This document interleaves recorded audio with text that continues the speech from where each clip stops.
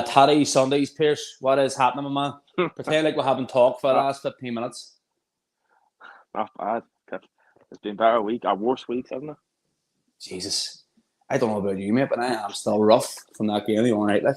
I'm emotionally hungover. Like, it's like the longest hangover in Wednesday night to Thursday, Friday. 4 days. I'm still shy. It's like 4 days. Need to check my tweets out, mate. 4 days. You know what I mean? I'm going to post that for the next year. I don't even care about the next game's coming up. Every day it's going to be like 5 days later, still buzzing. Shamrock. My voice, by the way, sounds like, do you remember years ago? 500 days later. Do you remember years ago when you got a bike and you would have got a plastic bottle and put it at the back of the bike wheel to make it sound like a motorbike? Do you ever do that? No?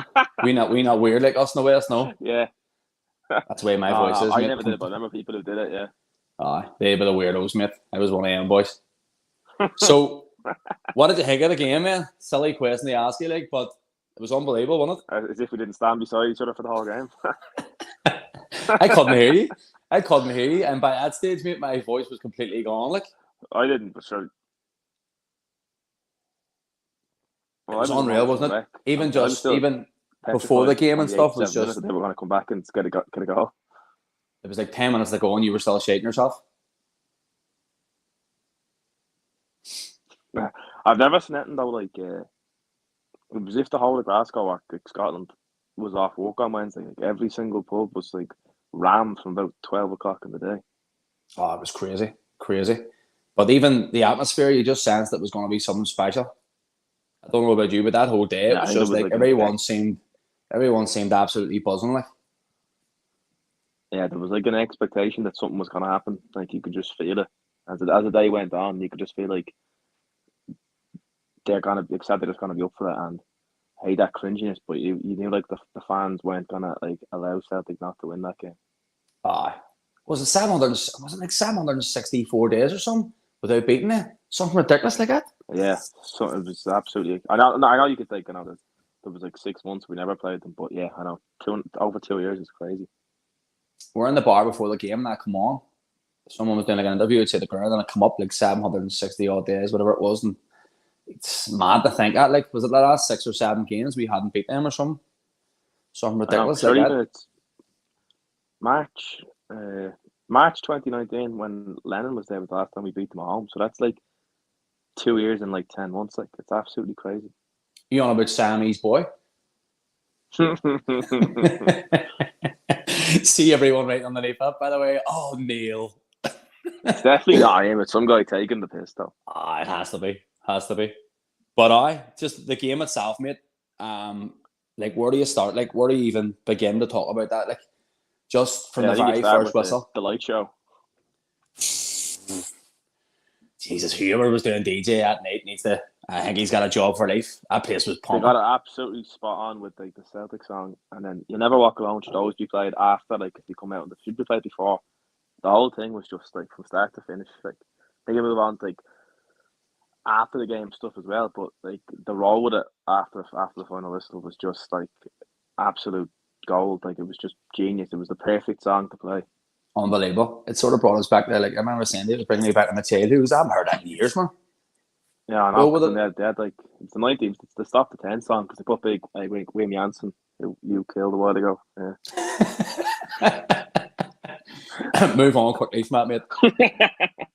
Honestly, I still feel bad about that. Like, well, it's a touchy subject. But even before the game, I've watched the game back about 15 times, not even joking.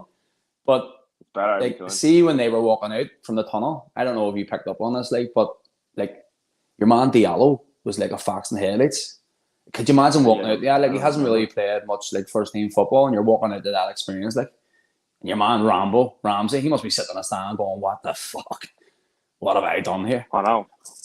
Honestly, like, Martin was saying to me that yes, there's actually a really good point. Even if he wasn't fit to play, but they should have just put him on the bench even for show, like, just to make it look like he might play. The fact that they just announced that he wasn't in the squad was like massive. Straight away, was like a massive psychological boost to us that he wasn't even playing. I wouldn't even have thought about him, to be completely honest. But yeah, now in hindsight, like, when you look back at that, they got that wrong. Like, they got that wrong. I think he definitely should have been on the bench. You know, you hit the nail on the head there, 100%.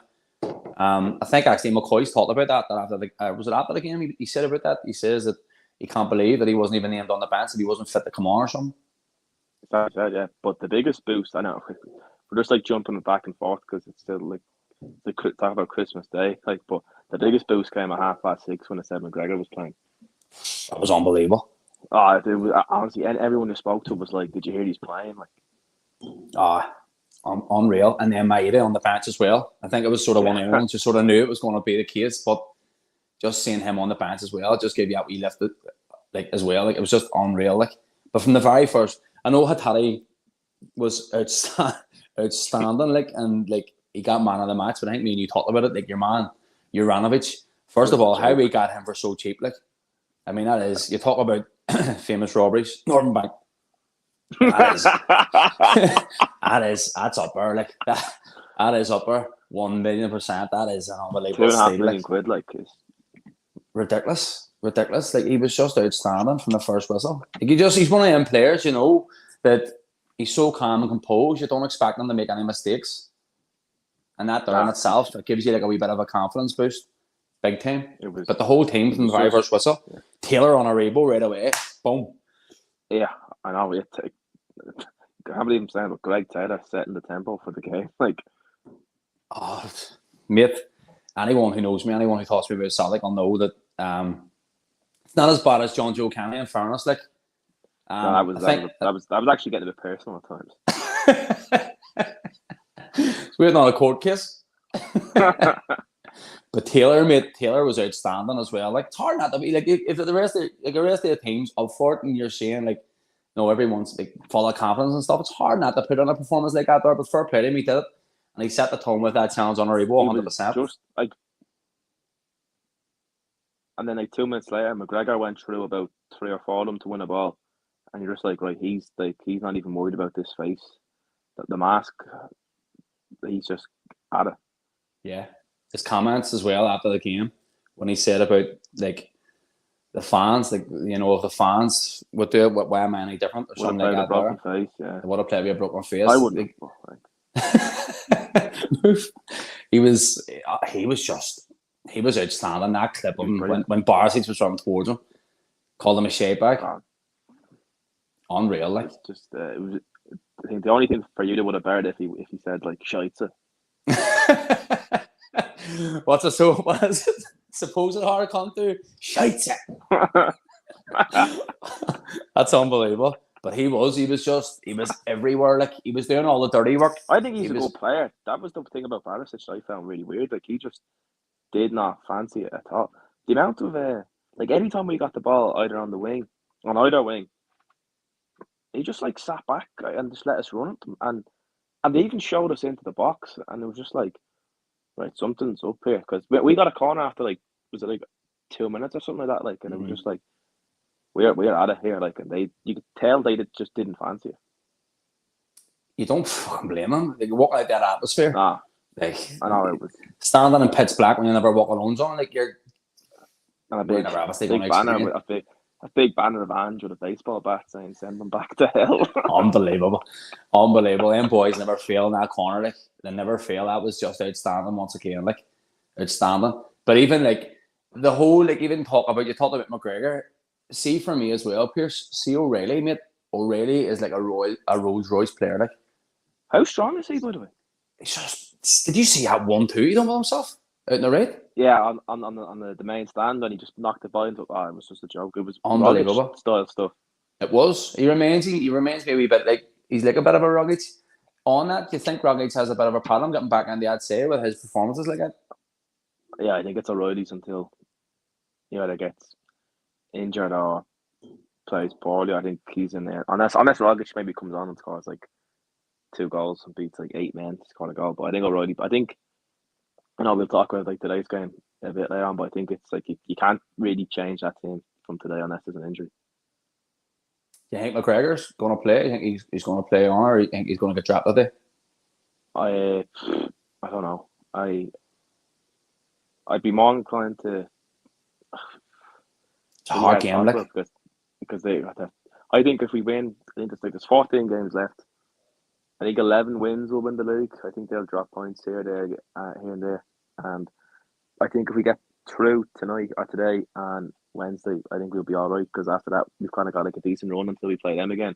So I mean, it's up to McGregor if he wants to play or not. To be honest, I don't know 100% on it. If he is available, I definitely can see him starting. Like, it's hard when you've got a player like that, mate. You can't really, in such an important game like this, especially off the back of a win against them, you want to just sort of kick on from it and use that as a springboard to better results. So if he's available, he needs to be in there from the very start. Like, but again, he's not playing with a fucking like the latest of injuries. Like, I'm not sure. Honestly didn't even notice that it was a full face mask until I watched the highlights on Wednesday night. I thought it was just like a big growth thing he had like on one side of his face. why did he keep it on after the game? He's walking about the pitch like fucking Zorro. I know, yeah. It must be sore though. It must even be hard to, because it will like impact on your kind of vision on either side. But not that he just sees everything. Like he was just outstanding throughout the game. If Chris Boyd had his way, the rest of his face would be smacked down as well. I don't even want to talk about that rodent. But the only player on the pitch that was probably better than Callum McGregor was the somehow magical display that Ryan Jack appeared to put in the second half that they haven't stopped talking about, like as if he was like Maradona in the World Cup. Some of the comments after that game have been ridiculous. Like, seeing something Van Bronckhorst said along the lines of like, they control the game after the first 20-25 minutes. I know. What game was he? That is peak Pedro Caixinha stuff. Like, I don't know. Yeah, you see the picture of the someone shrunk him down to miniature size and put him in the bush. Unbelievable. But that's it. And everyone's talking about like, you know, how bad Rangers were. Even after the game, they were saying like how poor they were. But I think it was a case of just how good Celtic were. Celtic were just outstanding. They didn't give them a chance to settle. They were on them right away. They were just forcing them back and back. And as well, like a batter out in that rate was just, we were talking about it during the game, how much room he was afforded in that first 15-20 minutes. Well, some of the ridiculous. runs that he was making was just next level stuff. Like, Barisic was just like sitting 10 yards off him and like showing him inside the box. And also, like Juranovic was just up beside him all the time. And after like that one where Juranovic just, to quote Trainspot, the game was done because once Juranovic put the afterburners on Kent and won that throw in and laughed at him, that was it. Kent didn't want to know, so that was finished out as a competition. So basically, we had a 2-on-1 against Barisic for the rest of the game. He had Slipknot on his mind, that goth. That's all he was thinking about. But that some of the football teams players was just outstanding. Like, you talk about the goals, but there was one for me, the one where Abada, he made like a run where he cut on the left and then cut out in the right, and then crossed the ball in for Jack Amakis, and obviously in the base come off with that save. Like, but he was unplayable at times, Abada. No, it was like, because I don't think he's the best winger in the world. I think he's kind of better through the middle because someone hasn't got the best end ball, but the absolute like fear of God he put into them on Wednesday every time he got the ball and ran at them, which is, well, no, I don't want to talk about them too much, but anyone that's playing against them, I would say just run at them because they cannot deal with anyone running at them. It's already out in the public domain. Tavernier's already come out and says before, I think it was actually in a match day program or something, he says that once they're put under pressure, they just fold. And that's what it looked like. That was but just 2 seasons ago. The whole team. That was the night they got beaten by Hamilton. But the whole team was just, Carter Vickers was outstanding. He is, like, everyone's talking about Jota. Obviously, that goes without saying how good Jota is, and you know how much we need to sign him. But for me personally, like, Cameron Carter Vickers is, like, in my opinion, he's a much better defender than Chris Eyre. I think we've always had a problem. I think centre half's always been like a problem area for us, even dating back to when I was a kid. But you look at Cameron Carter Vickers, and you look at him, he just sees the game. He wins everything. He's very smart. He's actually very good on the ball as well. Like, I know. Did you see the clip someone put out? It was they like split the screen in half, and it was the goal from Wednesday, the second goal. And then it was the goal we scored from last week against Dundee United. Yeah. And he started the game off by his pass that was played into Juranovic to start the move. Like, he gets the ball and he plays good passes. But even as he just won absolutely everything. He strolled through the game. Like it was nearly too easy for him at times. But he just that guy Roof didn't get a sniff of the ball. And he's a good player, like, you know, he's not a bad player, and he just can make it like an amateur player. Like, I think as well with Cameron Carter Vickers, with like, we're going to sign him with that. He sort of, it's like the sort of, what do you call him? It's one of those ones where like he's never had time to settle at a club. Obviously with Tottenham and stuff, he never really was given a chance. And then he went to Bournemouth and stuff as well, where he actually done really well. But now it's Celtic. Like, I mean, it must be like sort of like one of those ones where he's looking to springboard his career. And like, I think this is the perfect club for him. I think like he settled in really well. Everyone loves him, and we need to sign him. Like, we're going to be dealing with Daniel Levy, so imagine that the Celtic board against the Tottenham board is going to be some crack. It'll be a fly on the wall there, wouldn't he? Yeah, so we'll give you 5 magic jelly beans, and they'll want like 8 or something like that. But I think it's probably up to the sea when they come and play in Scotland again. That's probably that could be the only thing he might not want to fancy in Scotland. But if we're in the Champions League, you'd like to think, look, come and play for us a year in the Champions League, and then you get a move to someone back down the Premiership. But what opportunity? I mean, what better opportunity are you going to get to showcase your skills and when we get to the Champions League? I mean, he's not going to get. Let's be honest about it. Is he going to get that opportunity again? Like, I know, and plus, I mean, he's going to be a Conference League winner this year, so he's already going to have a European medal in his back pocket. I've been saying that non-stop from Wednesday. See, like, you know, the way we're playing, the way Postecoglou has his plan, and the sort of belief it's back, and even that atmosphere again, Pierce, is like, there's no reason why I believe anyone we were playing against there the other night, we would have given him a good game. Like, anyone. It sort of felt like that way. Like, I think like any top team, we would have. It actually felt like one of like the Martin O'Neill Champions League games kind of night, where you just felt like anyone's getting a game here, and then it was just. I could talk about the game and watch it again and again and again. It was just that first half was one of the best halves of football I've ever seen in my life. 100%. It was just disbelief. We were only funny celebrate the second goal. I think it was like some like kid standing beside me. He was there and he was just grabbing the both of them and lifting them up. It was mental. And then that third goal, I accidentally punched the guy behind me, and I thought he's probably not watching this because no one watches this, but if he is watching, I apologise again. Hit me again. Oh man, it was just unbelievable. Like, but the only thing I could say, it's not even a negative. It's far from a negative. Was Joe Hart. Like, it was like 15, 20 minutes to go in the game, and every time the ball went out behind the goal, he was just sprinting to get the ball and looking to get the ball out again. It was like, calm it down, but it obviously shows you what type of style they're going for. Like that relentless pace and trying to keep that going. From Ange and the training. But my heart couldn't deal with it. At times it was just like, just stop kicking the ball. Like, someone go down and get an injury. But I have to say, we talked about the DJ, the players. The ball boys need a shout out for their performance on Wednesday night. They were absolutely fantastic. Possibly the best performance I've ever seen, ever.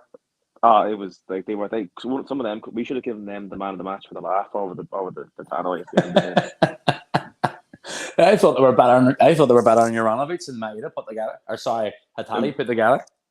The fact that your man Van Bronckhorst put a complaint into the head steward about it, like, they're absolute pathetic. Like, mate, that's totally cracked. You've cracked it. That's the sort of levels that you're fucking stooping to. Like, but. Mate, again, just before a wee quick point before we move on to today's game, obviously, but we're talking about, like, for me in that team, the special thing that I think we've got going right now is there seems to be 2 captains in that team. Joe Hart is just like a few boys have been talking about this the last couple of days and stuff, and going back to like previous tweets when he first signed, and there was a wee bit of like sort of not negativity, but people were just a wee bit worried because he hadn't played as much games, but he has been outstanding, and for me, as good as anyone else in that team. Absolutely, the leadership and the winning mentality he brings to that team. Because some of those guys probably haven't won it in their careers, but obviously he's won like a couple of Premier Leagues, and he's played in World Cups and European Championships and stuff. Like, is he the best goalkeeper in the world? He's not, but he makes enough saves for self. Yeah, I know. I know. I even think Greg Ted at times was Pete Cafu on Thursday night. But Hart is, it's class of having that, because it just seems like after a few years it seemed like there was no real togetherness in the team. And not only that there, it was sort of like you had players in that who were playing for Celtic who didn't want to be there, like Edward, like your Christies and stuff. And we were saying at the time, get those boys out and get players in who want to be at the club. And it finally feels like we've got a team there who are actually proud to play for Celtic. And like, I think the performances are sort of reflecting it. And I was actually I was thinking about it the other day, and when we were talking about like doing a podcast, and I was thinking back to the live one we did after the Scottish Cup final. I wish it was a final after you got beaten by them last, was it April time or something like that? And we did the live one, and you went straight on and said like the first thing you want to talk about was the fullbacks. Then you fast forward 8 months, and the first thing you want to talk about tonight was the fullbacks. Like the absolute difference in the level of the fullbacks. The difference in the team is just night and day. Yeah. Every single position, it just seems like they want to be there. They want to play for the team. And when you look at this, like, and we spoke about this a few times about like the impact that Ange has had, and it really is. It's miracle type stuff, because that team last year, it is. And we spoke about this, like we were talking about, if he qualified for the Europa League, it was miracle stuff. He did it. If he got us in a position where we were in a title race, it would be miracle stuff. He's doing it. We're top of the league in February. And like you look at that team and you look at that and go, that's a team who can win that league. And that's not just that, it's a team who can push on and give anyone a game. And we haven't had that. Yeah. We haven't had that in a way. Like, and some of the signings, really, like, we talked about it. You had your Ryan Christie, and as much as Ryan Christie was a good player, and I think he finished off his career really well, but you're swapping the likes of that the other night. You're swapping that atmosphere. Your hair looks well, mate. Just saying. I wish I had hair like you. I can see. Look at the ball to me, mate. Next time we do this, I'm wearing a monkey hat. You on the turkey? Oh, moving on. But like I was saying, like, you know, you look at that atmosphere the other night, and you look at the performance, and you look at the current feeling of the team, and you look at Ange, and you're going down and you're swapping that for Bournemouth. Like, what is some of these players sniffing like? I've said it for years. I just can't get my head wrapped around it. Like, I wouldn't have any of the ones that we got rid of back in exchange for any of the players that we've got now on the team. 100%. They clearly didn't want to be here. It was very apparent.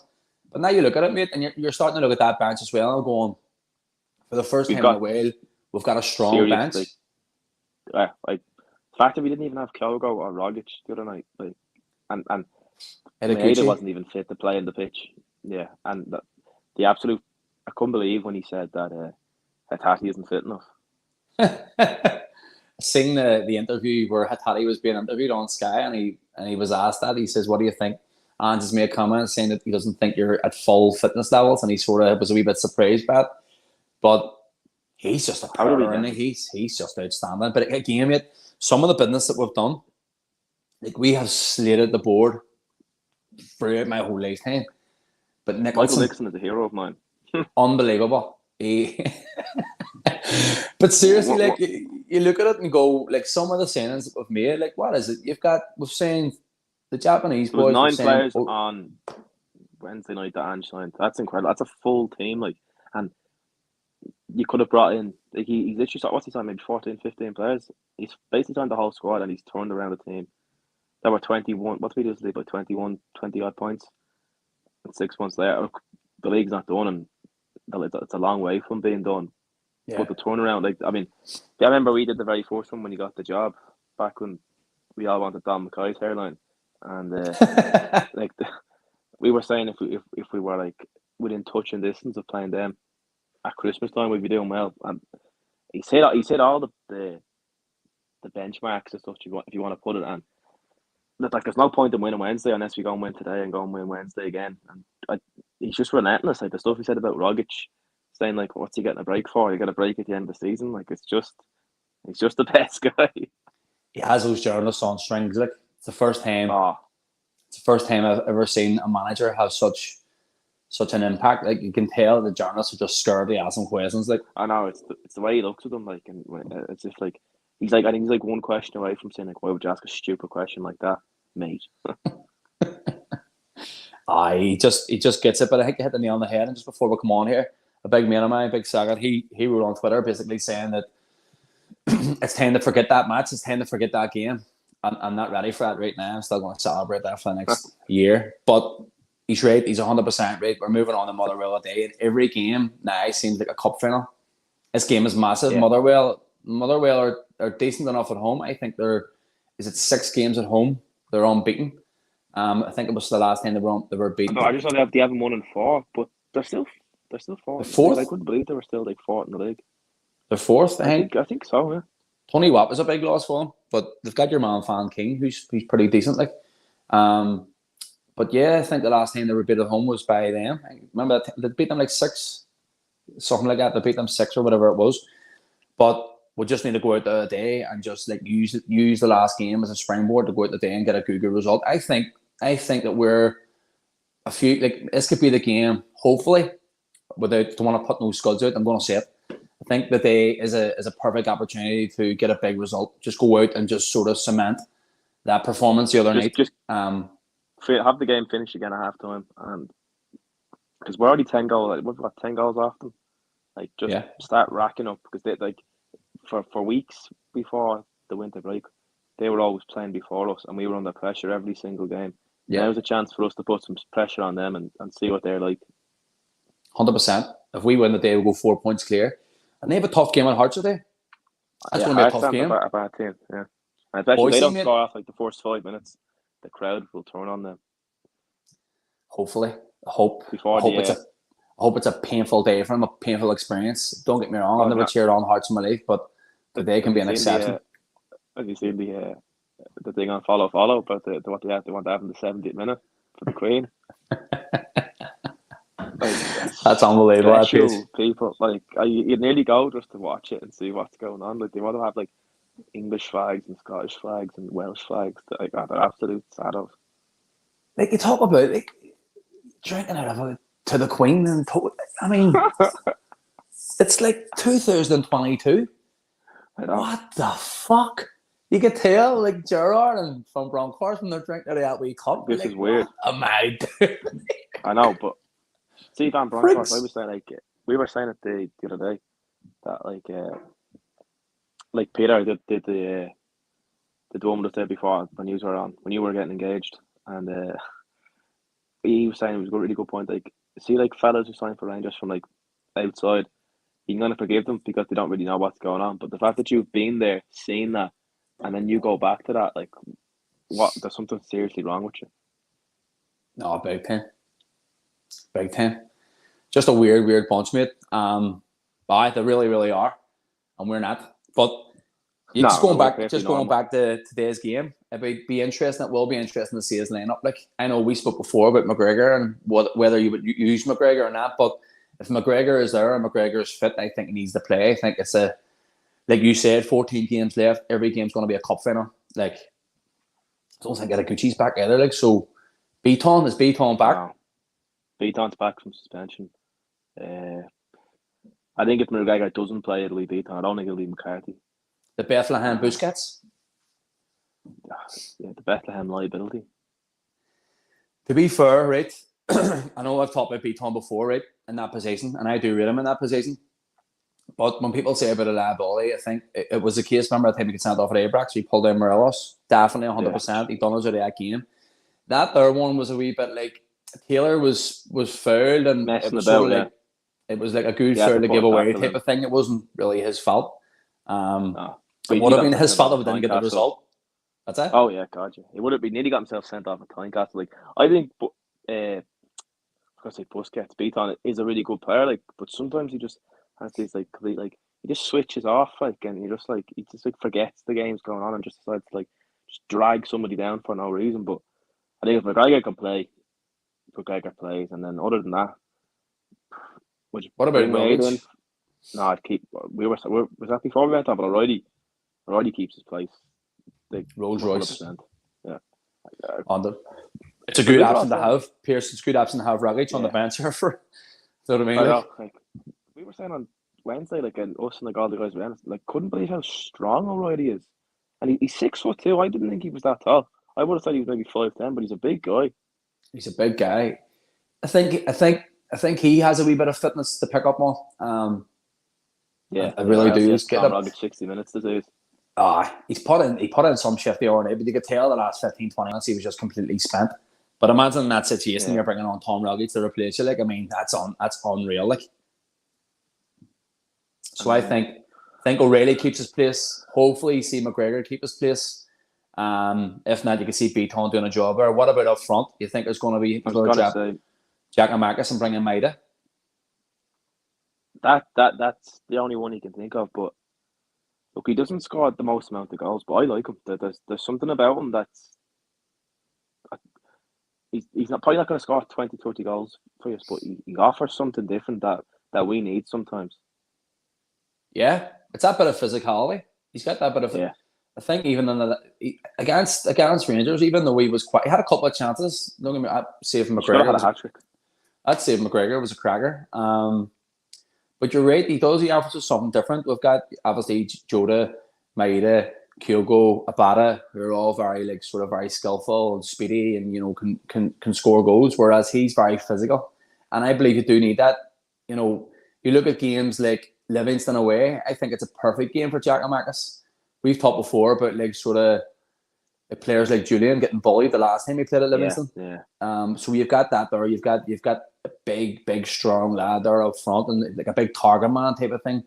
And I think he is, mate. I think he will. I think he'll get a couple more goals by the end of the season. I like to get him, like we're seeing, in the double digits. But it's whether he's going to get the appearances with Kyogo coming back. Like, it's fucking hell, by the way. I know every time I imagine him, I get excited, mate. I think he could be another while away. That just seems to be the talk. But again, 100%. When we've got a full team, what's the team to play? It's so hard to pick a team. Someone just commented on the YouTube page saying, "I can't hear English. Sorry, I pray for Celtic's victory," from Japan. I also can't hear English because I don't understand myself at times, and I wish I had subtitles. But unreal, right? Even with that as well, and like the likes of that there, it must be class. Like, the amount of support that's. Like, even going back to Nakamura days, seeing the Japan flag and all Parkhead, it's class. Like, and seeing these boys kick on, like, even Gucci, even though he only sort of had like a brief appearances, he's going to be a player for us. Like, yeah, I know. I keep laughing thinking about Hatate, that absolute clown, Alex Ray on Clyde, saying, "Oh, he's obviously not that good if he hasn't got one position. He's an absolute joke of a player." You'd pack it in, but wouldn't you? You would just pack it in. What? How are they getting employed? Like, it's making comments like that. Like, it's just. What was the other one? Your man Hugh Keeling said about Ange. He made some remark about him when we first got him. I think a lot of people did. Do you remember, like, those fuckdogs on TalkSport? They were making comments as well about Ange and laughing at him. Your man Alan Brazil, the supposed fucking Mr. Celtic, he was laughing. Yeah.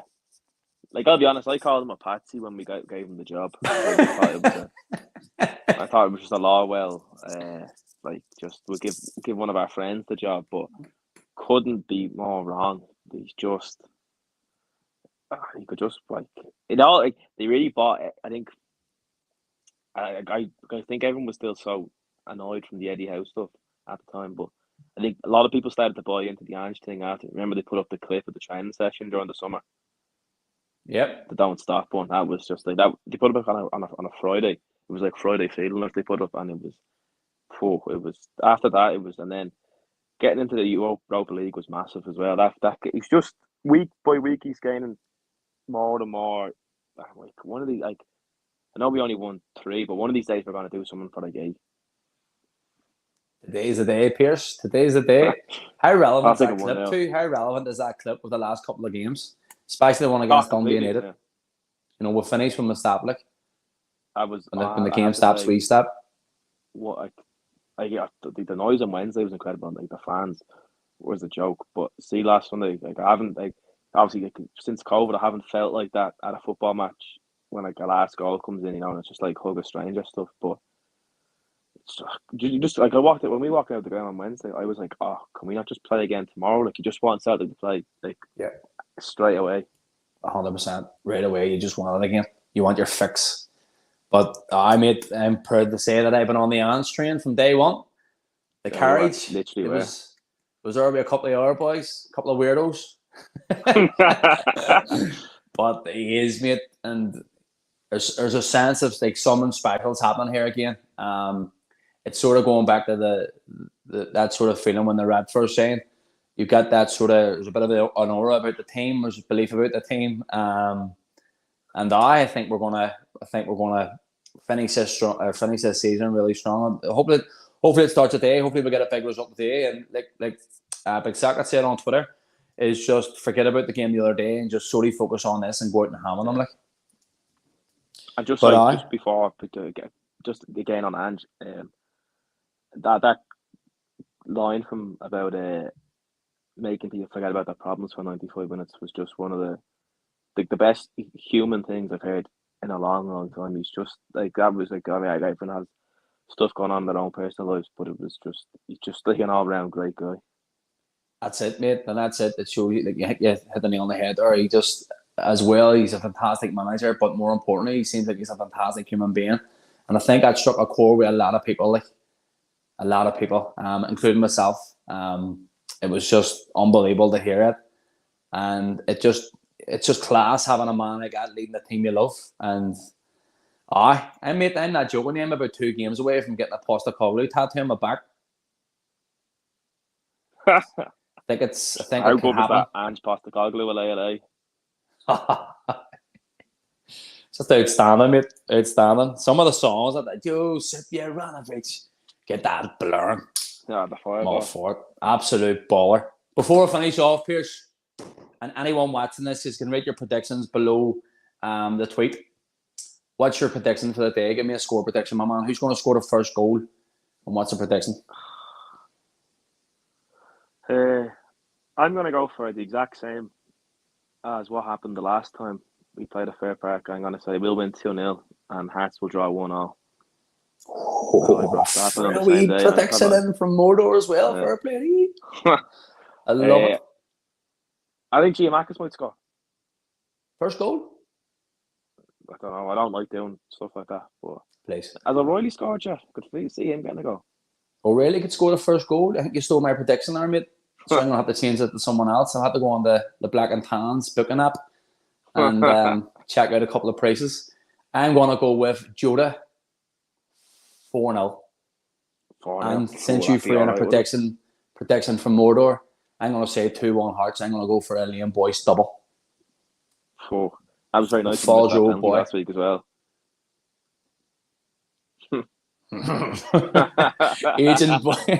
Agent Boyce return the base. Oh, I love it. But yeah, let's hope a day is it won't be as good obviously as the other day, but let's hope we get the 3 points. That's what we put on a good performance. Fuck even the performance. I don't even care what way we perform, so long as we get the 3 points. I take an OG again. My heart can't take any more like sort of last minute goals or waiting on goals or anything like that. No, honestly. I'm booking in for an ECG here in a couple of weeks if this keeps going. The old heart can't take it no more. But we've got the predictions in. That's here your predictions. And Pierce, I will talk to you during the game, no doubt, on the group chat. And then we'll do a reaction podcast hopefully by the start of next week. Martino will be returning for that. And then let's have it, Lodge. All right, mate. I'll talk to you in about 10 seconds when I press the end button here. Okay, my man? Talk to you soon. Lovely, right? All the best. Talk to you. Bye.